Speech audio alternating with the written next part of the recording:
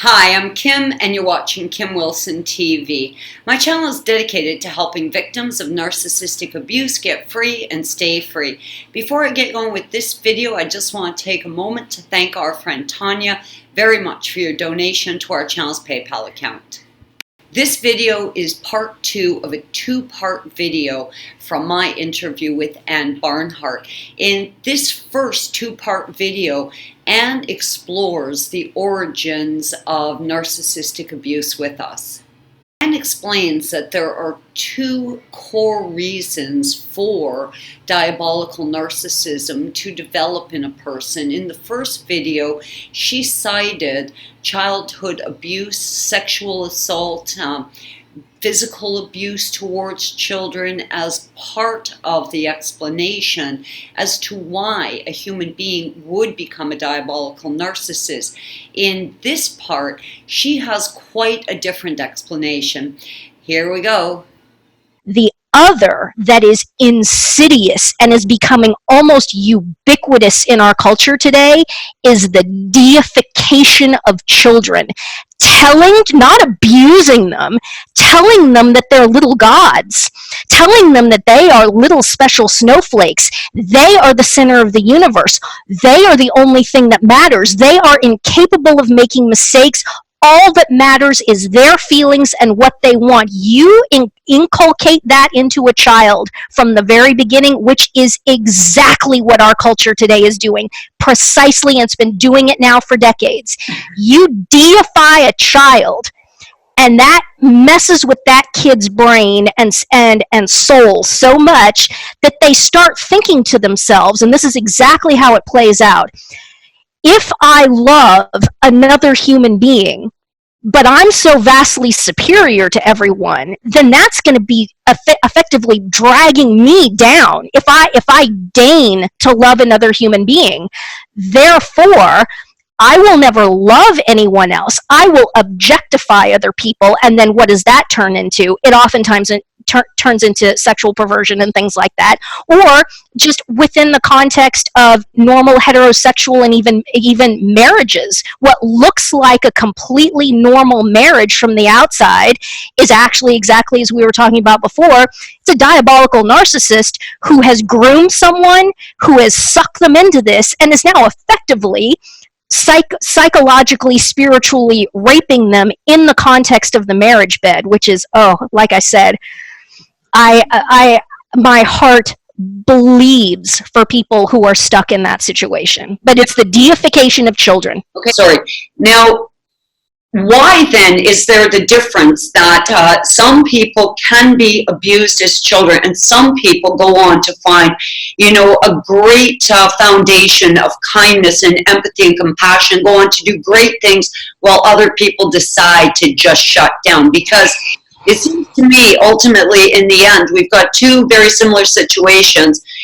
2 people, and one person has, decided consciously to stay in the light, and another person has consciously decided to, go into the darkness. Do you want the politically incorrect answer? Is that it's God's grace? That's all I can say. Okay. You look at exactly as you said. You look at some people's lives, and they are actually abused as children, but for whatever reason, they are given the ability to process it and look at it and say, this is not right. I did not do anything to deserve this, etc., etc. And yes, there are people who are given that grace and are able to work their way through it. Other people have to come to it later in life after, having a very traumatic teens, 20s, 30s, 40s, whatever, and then only later in life do they realize what happened and come out of it. There's probably a lot of people in your audience who either recognize that in themselves, that they did horrible, regretful things in their 20s and 30s, etc., and now they've turned their lives around. And then sadly, there are people who there's no coming out of it, who are themselves diabolical narcissists. And my research and what I've been told is kind of going back to what we were talking about before. The ones who are deified as children, they're the hardest ones. It's almost impossible. It's basically unheard of. when you learn about this diabolical narcissism dynamic, you do realize, yeah, that's a miracle. That's in some cases, I would say, more of a miracle than someone flying.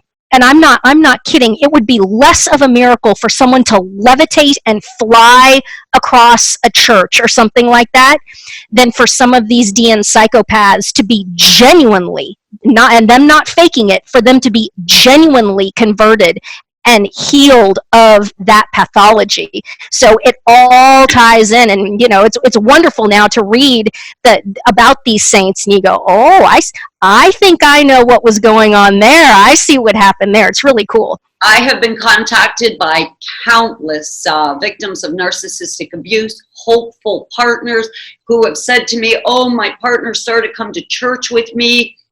They've changed. Be careful. Be careful. I've never not received an email back within a very short amount of time going, whoa, that didn't work. Yeah. It's always fleeting. It's always short-lived. Yeah. But my goodness, the hopefulness that people hang on to and how excited they get. They'll say, oh yeah, he'll sit and read the Bible with me now. He's really sharing my love and interest in God, and he's going to church with me, and he's, praying that God, saves him and alleviates this narcissism. And next thing you know, he's having an affair with the neighbor and slapping her. Yeah. It just never lasts. One hates to be pessimistic like that, and we should always have hope, but oh my gosh, be careful, because that's textbook what they do. It's the grooming, the devaluing, the abuse, and then start the cycle over again. And every time they rope somebody back in, there's a stronger diabolical satisfaction that they derive from it. As Anne so graciously presents these two ideas about how narcissists are developed, I once again see the overwhelming conflict in narcissism. It is a constant and never-ending contradiction to itself. We start out with the theory that narcissists well overvalue themselves. They are, in fact, egocentric megalomaniacs. Well, on the other hand, they live this very shame-based reality and are, in fact, self-hating. Every aspect of narcissism is a contradiction to itself. And I see this again in Anne's explanation, though I believe both are potentially true. I see the contradiction in that. On one hand, extreme abuse, sexual abuse, spiritual abuse can cause narcissism in a young child. And on the other hand, overpraising, overloving, overvaluing your child can cause narcissism. I have myself formed my own personal opinion on this, and I am going to contact Anne again as soon as I get this entire video series up. And I'm going to ask Anne if she'll do another interview with me just discussing these contradictions, because I find this in absolutely every aspect of narcissism. There is this constant introduction of conflicting ideas. What I also find a bit confusing is this.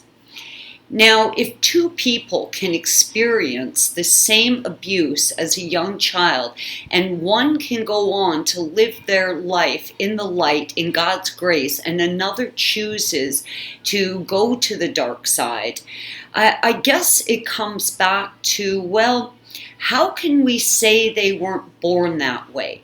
It seems to me that some people at the point of birth our predisposition to be in God's favor, to be in God's grace, as Anne explained, or to, well, just not be in God's grace.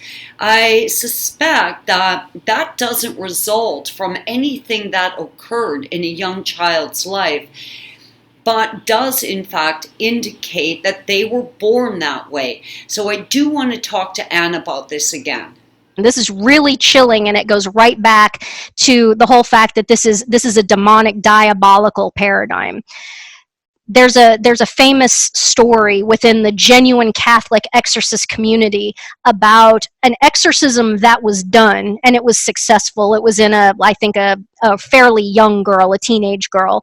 Anyway, long story short, they finally successfully drive this demon or demons, because oftentimes it's more than one, out of this girl. The last thing that the demons did before they were driven out of this girl's body was they scrawled, I think they cut her, they caused her to draw blood from herself somehow. And it was written in blood, her blood, on the wall, just simply this, the word spite, S-P-I-T-E. And so the question is, what motivates demons? And because DNs are basically emulating demons, they're trying to match that paradigm, or on the same track to matching that paradigm. What is the main motivator for DNs? The answer is spite. And for those of us who are morally sane, that is almost impossible to really get your head around. In fact, it should be impossible to get your head around. You can grasp it intellectually, but you can't truly in your soul grasp what it could possibly be like for your every thought, word, and deed to be motivated by spite. And that is exactly what these people are. It's what demons are. Demons know that they're screwed. They know that there is no hope, that the decision that they made is permanent. No matter what happens, they are in hell forever, period, full stop. Why in the hell are they even bothered? Spite. It's spite. Intellectually grasp that, and it will kind of help you. Never in my lifetime have I ever considered demonic possession, or I've never felt like I was being confronted by someone who is possessed by a demon. And I did ask Anne about that, because I will often use the term demonically possessed, and Anne really helped clear that up for me. Well, let's make a precision. I want to make sure people understand that almost no one is possessed. The diabolical narcissist is on board with the situation. The diabolical narcissist has consented.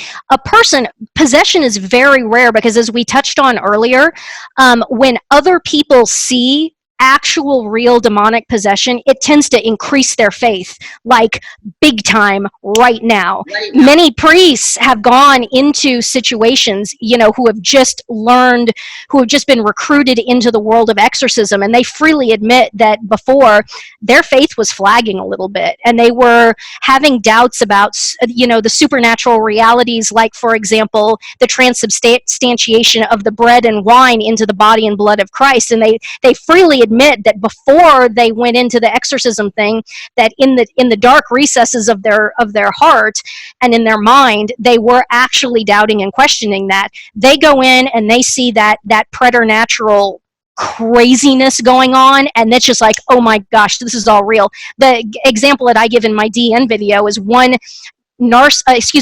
exorcist went into, I think it was a 7-year-old inner city girl in Baltimore who was genuinely possessed by a demon. Okay, this child, a little 7-year-old black girl in inner city Baltimore, she's just barely verbal, let's be honest. I mean, she can just barely communicate. This priest walks in there, starts doing the exorcism. This little 7-year-old black inner city girl talks to him and starts correcting his Latin grammar. In that moment, he knew it was all real. It's all real. Yeah, so faith goes through the roof. She would only be in grade 1 or 2. I mean, she has zero comprehension of the Latin language. That was not that little girl. That was not that little girl talking. That was a preternatural being of massive intellect talking through that little girl. So the point about possession is, these people are not possessed. People who are possessed are actually not morally culpable for the stuff that they do, because Right. they're not driving the car, if you know what I'm saying. Consent. The demon is driving the car. That's what possession is. No, these DNs, they are fully human, and they have freely assented to this crap. They have said, I will not love. And they are the ones who are doing this, and they are fully morally culpable for it. So don't, you are, I assume Trevor is your ex. Yeah. So don't, it was Trevor. It was Trevor. It is Trevor.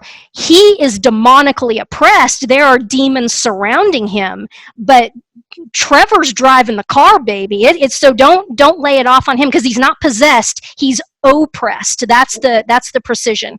So if I understand you correctly, demonic possession is real but rare, because Extremely. the visual and the experience of seeing it certainly brings a lot of believers to the table. I mean, if you're a non-believer or an atheist and you walked in on that scene, you might become a God faithful servant, like right now, looking at that. Okay. Yeah, it's very common. Nurses in psychiatric hospitals and so forth who have physically observed people crawling up walls, crawling on ceilings, levitations. They're like, oh, I need to get to church right now. It's an inefficient, wildly ineffective strategy for Satan, which is why he doesn't use it hardly at all. It's much more effective and much more traumatizing, and the damage that's done is orders of magnitude worse when it is an actual human being standing in front of you. In fact, one that you thought loved you, who starts doing this just evil crap to you. And what I say in the video is imagine if an actual demon, like, a demon with horns and a dog face and goat hooves and all that creepy shit, if an actual demon manifested in front of you and said, I hate you, you're awful, you make me sick, you'd be like, good, I don't want you to like me. You would not be traumatized by that at all. No. If, however, another human being, much less another human being that you loved, and you were convinced loved you, is saying, look at you, you make me sick, you're stupid, you're worthless, teeth bared, eyes flaming, all that crap, man, that's what kills people. I know. The demonic manifestation, that doesn't do it. I'm going to stop this video now, but I did let it run on a little longer than most of my videos because Anne was really sharing something that was so important to me. I've never seen a demon before. I've never considered demonic possession, nor do I really understand it. But what I knew undeniably was that what I was dealing with was evil. So my lack of knowledge, I guess, just immediately led me to believe that what I was seeing was demonic possession. What Anne has described to me here it cleared up everything for me. I really do relate to the concept that they are not possessed, but are in fact oppressed by demons. They have allowed very willingly, of their own free will, for demons or a demon or multiple demons to attach to them. But in the end, the narc knows exactly what it's doing. It has chosen to allow demons to oppress it. It has made this conscious decision to operate in a realm of darkness. And I really appreciate Anne's insight in this area. Guys, I love you lots. I hope you're having fun with this video series, and we'll be moving on to the next segment very quickly. I'm Kim. You're watching Kim Wilson TV. I hope you're having a great narc-free day.